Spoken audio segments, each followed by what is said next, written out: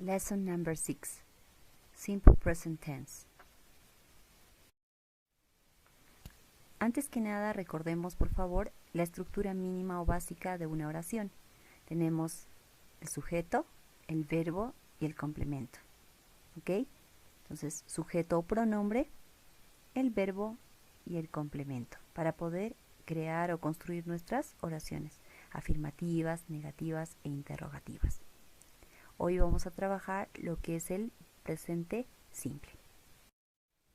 Ok, lo primero que tenemos que hacer hoy es dividir los pronombres en dos grupos.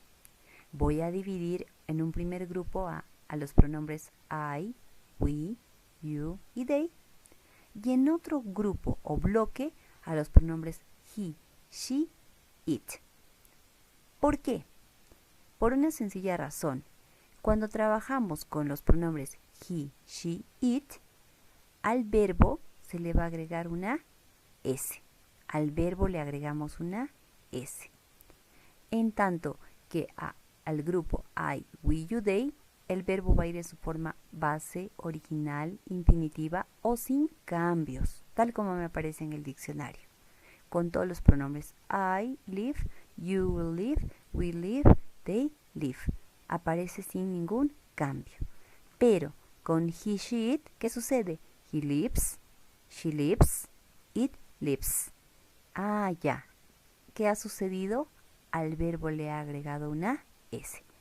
Bueno, esto es en caso de oraciones afirmativas, ¿verdad? Con presente simple. ¿Qué sucede en el caso de las oraciones negativas? Veamos. Nuevamente, repito, voy a dividir en dos grupos a los pronombres. I, we, you, they, y el otro grupo será he, she, it. ¿Por qué? Porque para formar oraciones negativas también tengo que trabajar con un auxiliar distinto. Por ejemplo, con el primer grupo I, we, you, they, utilizaremos para negar o para oraciones negativas el auxiliar don't, que sería la contracción de do not, sería don't. Y en el caso de he, she, it, utilizaremos el auxiliar doesn't, que es la contracción de does not. Pero ya voy a utilizar contracciones, ¿ok? Doesn't, para he, she, it, para formar oraciones negativas con he, she, it. Entonces tendría I don't live in Cusco, you don't live in Cusco, we don't live in Cusco, they don't live in Cusco. Yo no vivo en Cusco, tú no vives en Cusco, nosotros no vivimos en Cusco, ellos o ellas no viven en Cusco. En el caso de he, she, it, que están a la derecha, diríamos he doesn't live in Cusco, she doesn't live in Cusco, he doesn't live in Cusco. Nótese que en las oraciones afirmativas colocaba una S al final del verbo. Pero ¿qué sucede? Cuando estoy utilizando el auxiliar, sea en oraciones negativas o interrogativas, ya no le voy a poner S al verbo. Ya no. ¿Por qué? Porque esa S ya está dentro del auxiliar doesn't. Entonces, ¿qué va a suceder? Cuando utilice el auxiliar does o doesn't, el verbo tiene que ir en su forma original, sin cambios. Ya no le voy a colocar esa S. Cuando aparezca el auxiliar, ya no le coloco esa S, ¿correcto? Entonces ya hemos trabajado las oraciones afirmativas, las negativas, nos tocaría las interrogativas. Hemos dicho que el auxiliar trabaja con oraciones negativas e interrogativas. Y en las afirmativas solamente le agrego S al verbo, es todo. Oraciones interrogativas. ¿Qué es lo que tengo que hacer? Nuevamente me fijo, observo. He dividido los pronombres en dos bloques, I, we, you, they y he, she, it. ¿Por qué? Porque el auxiliar para I, we, you, they va a ser do y el auxiliar para he, she, it sería does. Entonces, ¿cómo voy a armar mis oraciones? Me baso en las oraciones afirmativas y simplemente al inicio le coloco el auxiliar do. Y para he, she, it Imagínense que tienen una oración afirmativa y que delante de la oración le coloquen el auxiliar. Dependiendo, si es he, she, it, le colocan das. Y si es I, we, you, they, le coloco do. ¿Ok? Entonces, repito nuevamente. La S solamente se agrega al verbo cuando se trata de he, she, it. En los demás pronombres no tengo que modificar el verbo.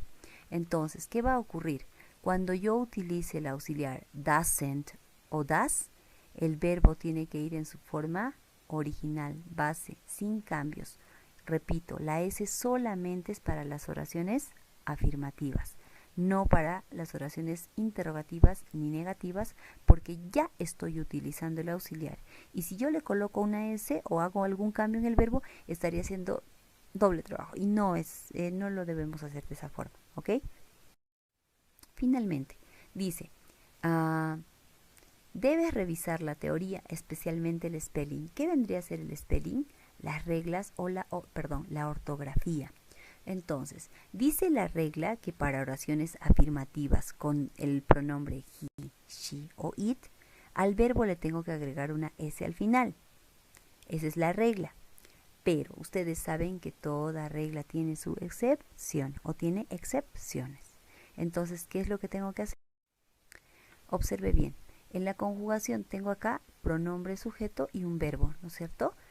En el caso del pronombre I, no hay cambio con el verbo. En you tampoco hay cambio en el verbo.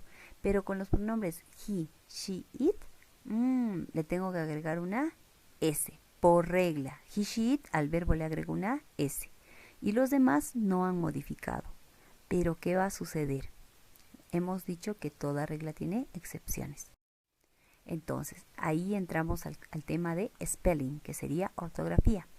Dice, en el primer caso especial, para la tercera persona he, she, it, se agrega es. ¿Cuándo se agrega el verbo es? No solamente la S, sino agregamos es. ¿En qué casos? Para los verbos que terminan en o, en vocal O, SH, CH, doble S, X, Z, Y, se añade ES. Ya no le voy a poner solamente S, sino ES en lugar de S para la tercera persona singular, o sea, para he, she, it. Veamos a continuación algunos ejemplos. Por ejemplo, en el verbo go termina con vocal O, entonces sería goes, pero solamente este cambio para he, she, it.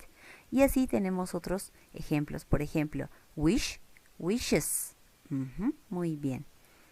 Observe por favor los ejemplos y tiene que recordar esas excepciones para tener una ortografía. Por una consonante. ¿Qué sucede? Acaba en Y y es precedida por una consonante. Entonces tengo que cambiar la Y por I latina y después tengo que colocarle es. Ahora, pero cuidado. Si la Y es precedida por una vocal, la tercera persona se forma solamente con S, ¿ok?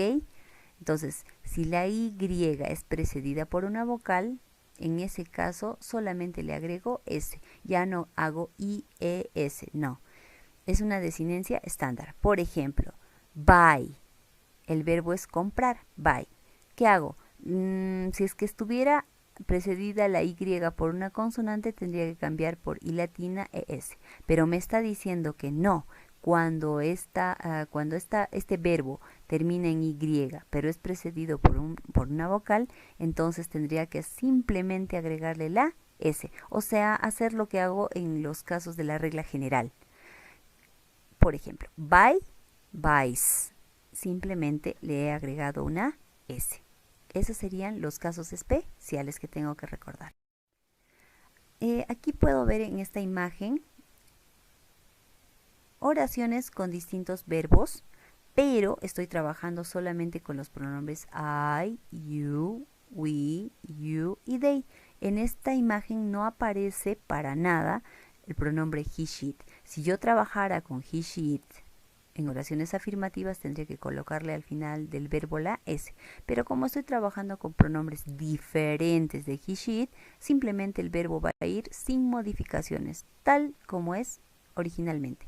Por ejemplo, I live, you drink, we prepare, you dance, they travel. Ok, ahora vamos a ver cómo sería un ejemplo con los pronombres he, she, it. Tenemos el sujeto o pronombre sujeto he, she, it. ¿Qué le ha ocurrido al verbo nuevamente? Le he agregado una S al final del verbo. He writes, she washes, it has several colors, ¿ok? Entonces está habiendo cambio cuando se trata de he, she, it. Modifica el verbo en oraciones afirmativas. ¿Qué más? Luego voy a explicar más o menos de qué trata, ¿no? El tiempo presente simple se usa principalmente para 3, 4 o 4 cosas. Primero, describir cosas que son permanentes o inmutables. Ejemplo, una teoría. Por ejemplo, the sun rises in the east. El sol sale por el este. Eso es una cosa que no va a cambiar, es un hecho permanente, inmutable, ¿ok? Como que también puedo decir que, ¿qué puedo decir? Que la Tierra gira alrededor del Sol. También eso vendría a ser gira, ¿ok? Sería una verdad o una situación permanente e inmutable. Luego, segundo caso, describe con qué frecuencia sucede algo. O sea, el presente simple también serviría para hablar acerca de acciones repetidas, algo que hacemos con cierta frecuencia, habitualmente. Por ejemplo, todos los días yo me lavo los dientes. ¿Qué más? Todos los días yo almuerzo. Todos los días yo, no sé, frecuentemente veo televisión, usualmente. Bueno, en este caso dice que algo que realizas de manera repetida o habitual y voy a describir con qué frecuencia. En este caso voy a utilizar palabras como usually, frequently, sometimes, etcétera, etcétera, para especificar, ¿no? La periodicidad o frecuencia con la que se realiza determinada acción o hábito. Y luego, en el tercer caso, para hablar sobre eventos programados. Por ejemplo, horarios de tren, mis horarios personales, etc. Ahora, en el cuarto caso dice para dar instrucciones o indicaciones. Gire a la derecha, camine 5 pasos, gire a la izquierda, etcétera. Lo voy a decir en presente simple. O también para dar instrucciones o indicaciones para por ejemplo, para una receta de comida. Agregue 5 tazas de agua. Remueva, etcétera, ¿no? Mezcle. Entonces se utilizaría el presente simple en esos casos. Por ejemplo, no se utiliza para hablar de lo que está ocurriendo en este preciso instante, sino para algo, bueno, repetitivo, habitual, ¿no? O instrucciones.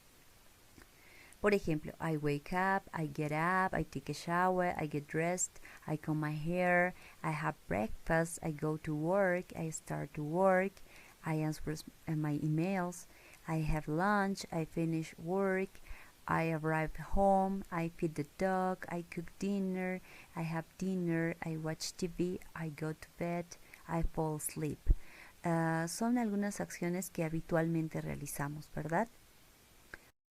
Luego, yo voy a detallar un poquito cómo es mi rutina diaria. I wake up at 6 o'clock in the morning every day.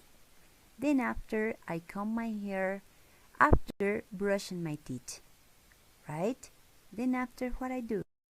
Okay, I have breakfast at 7:30. Then I wear my uniform at 7:20. I go to school by bicycle at 7:45. I start having lessons at 8:30. I have lunch with my classmates at noon. I finish all lessons at 3:30. I do my homework at 5 o'clock. Sometimes I read a book. I have dinner at 6 o'clock. Sometimes I watch TV. I go to bed at 9 o'clock. And that's all. Bye bye. See you guys.